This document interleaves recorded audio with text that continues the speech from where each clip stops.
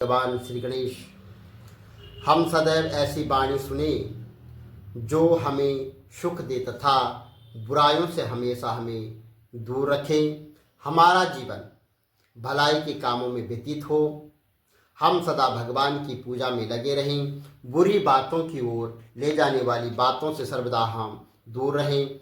हमारा स्वास्थ्य सदा ठीक रहे, जिससे हम परमात्मा के नामों का अपने जीवन में स्मरण करते रहें और जिससे हम परमात्मा के चरणों में अपना जीवन समर्पित कर सके। हमारा मन भोग विलास में लीन न हो, हमारे प्रत्येक कण में भगवान विराजमान हो और हम उनकी सेवा में लगे रहें, जिससे हम हमेशा अच्छे कार्य करते रहें। ऐसी प्रार्थना हमें भगवान से करनी चाहिए, जिसकी कीर्ति चारों तरफ फैली हुई है। वह देवों के राजा इंद्र हमेशा सब जगह विराजमान और बुद्धि के स्वामी भगवान श्री बृहस्पति, ये समस्त देवता की छिपी हुई शक्तियां हैं। ये भले ही सहयोगी होते हैं, इससे मनुष्यों का लाभ होता है और बहुत पुण्य मिलता है। बोल गणपति गणेश भगवान की जय। गजाननं भूतगणाधिसेवितं कपितजम्बोफलचारुभक्षणं उमासुतं शोकविनाशकारकं नमामि विघ्नेश्वर पादपंकजं। गणपति गणेश भगवान की जय। आइए, आज गणेश चतुर्थी है और भगवान गणेश जी की प्रार्थना करते हुए और भगवान गणेश की कथा सुनते हैं, गणेश चतुर्थी की कथा सुनते हैं और भगवान गणेश सभी के मनोरथ सिद्ध करें। ये भगवान गणपति जी, आप विघ्न विनाशक हो, सिद्धि के दायक हो और समस्त कष्टों के निवारण हो। ये भगवान गणेश, हम आपसे प्रार्थना करते हैं कि समस्त कष्ट दूर हो और सभी के मनोरथ सिद्ध हो। बोलो गणपति गणेश भगवान की जय।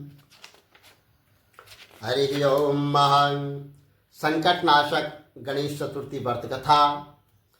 चैत्र कृष्ण पक्ष गणेश चतुर्थी व्रत कथा। मकरध्वज नामक राजा की कथा। पार्वती जी ने पूछा कि हे गणेश जी, चैत्र मास में भगवान गणेश की पूजा कैसी करनी चाहिए और इस दिन क्या भोजन लेना चाहिए और इस मास के देवता का क्या नाम है और उनका पूजन विधान क्या है, वह मुझे आप बताइए।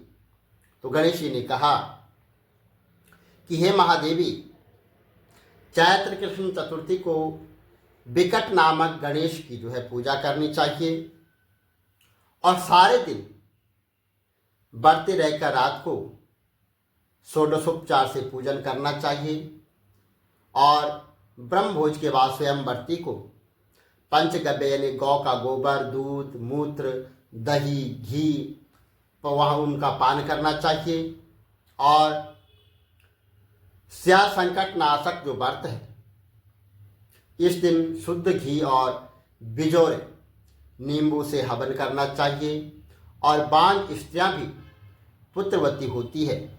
हे शैल पुत्री, इसका इतिहास बहुत अद्भुत है, जिसके स्मरण मात्र से ही मनुष्य को सिद्धि मिलती है और उसे मैं आपसे कहता हूँ। पुराने समय में सतयुग में मकरध्वज नाम का एक राजा हुआ था।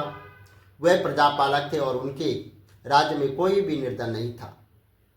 चारों वर्ण ने ब्राह्मण, क्षत्रिय, वैश्य और शूद्र अपने अपने धर्मों का वो पालन करते थे और प्रजा को चोर, डाकू आदि का किसी भी प्रकार का कोई भय नहीं था। वहां पर कोई चोरी आदि इत्यादि नहीं होती थी। सभी लोग उदार तथा बुद्धिमान और दानी व धर्मपरायण थे।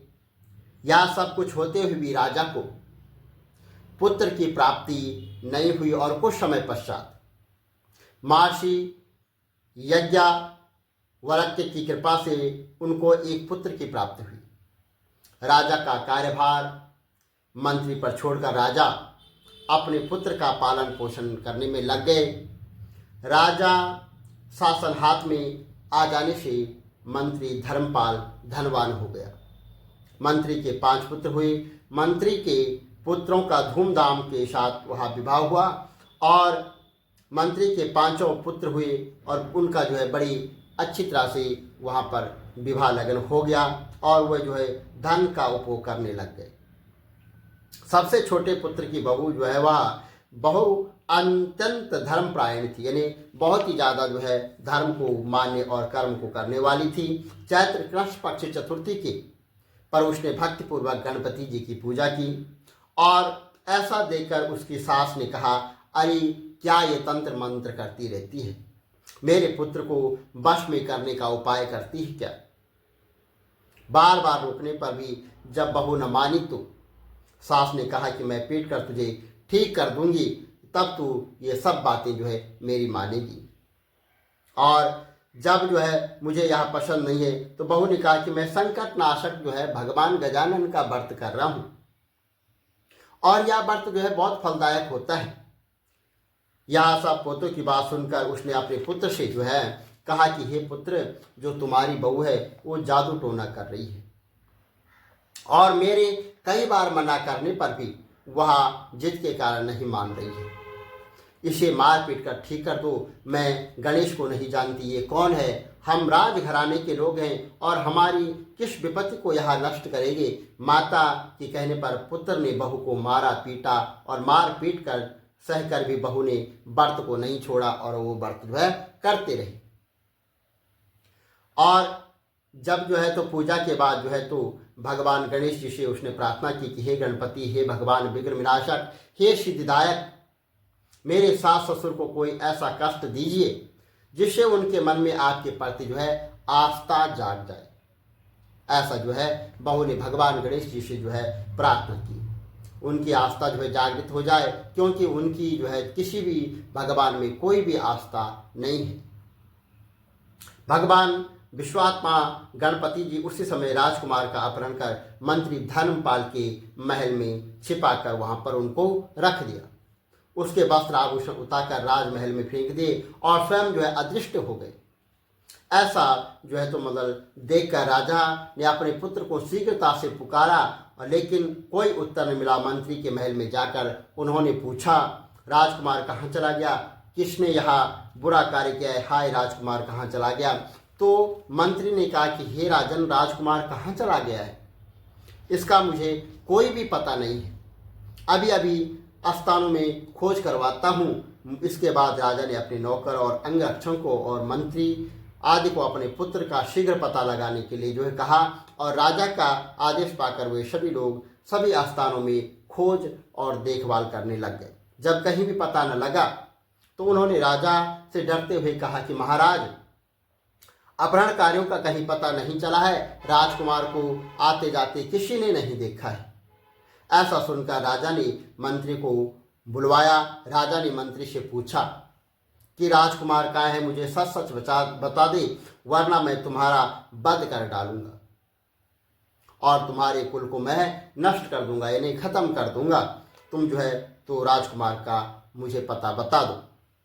राजा द्वारा डांट फटकार पड़ने पर मंत्री हैरान हो गया और मंत्री ने कहा कि हे राजन, मैं पता लगाता हूँ कि किसने यह बुरा कार्य किया है, किसकी जो है इतनी जो है ये सोच है जिसने ये कार्य किया है।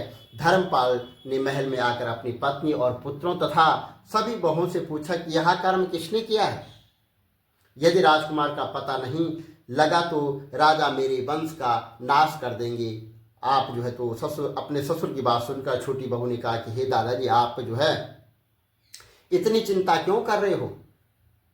आप भगवान गणेश जी का कोप हुआ है, आप पर जो है भगवान गणेश जी का कोप हुआ है, अतः आप गणपति जी की पूजा कीजिए। राजा से लेकर नगर के समस्त व्यक्ति संकट नाशक जो है चतुर्थी का व्रत करें तो गणेश जी की कृपा से राजकुमार जो है मिल जाएगा। मेरा वचन कभी झूठा नहीं होगा, मैंने जो कह दिया वह सत्य होगा।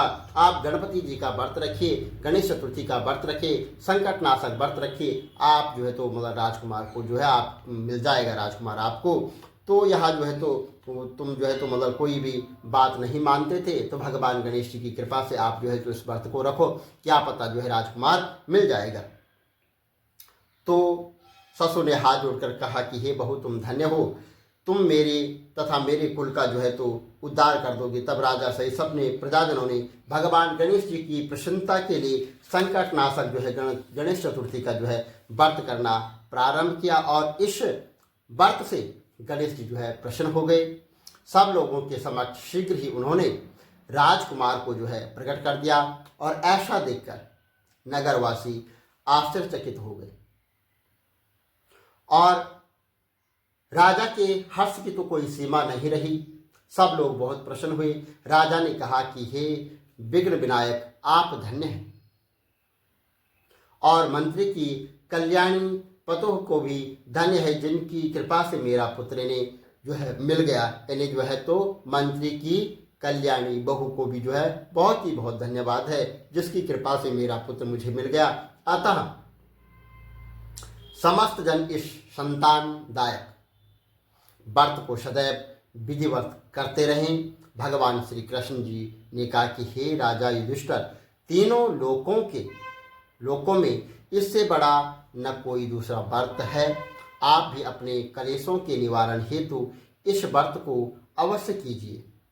भगवान श्री कृष्ण जी के मुख से इस कथा का विस्तार पूर्वक सुनकर जो है तो युधिष्ठिर ने पूर्ण भक्ति भाव से चैत्र कृष्ण चतुर्थी का उपवास किया, और भगवान विघ्न विनायक की कृपा से अपने खोए हुए राज्य को जो है फिर से प्राप्त किया। गुरु गणपति गणेश भगवान की जय।